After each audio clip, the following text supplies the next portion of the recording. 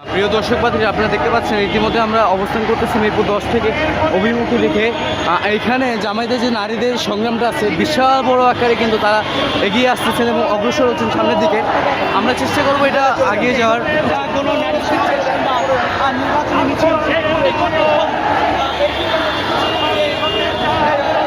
বিশাল বড় একটি মিছিল নেই কিন্তু জামায়াতের যে ডক্টর শফিকুর রহমানের কার্যক্রম আছে, তার যে নির্বাচনের কার্যক্রমটা আছে, এটা কিন্তু ওনারা পরিচালিত করছে। আপনি ভেতরে যান ভাই, আপনি ভেতরে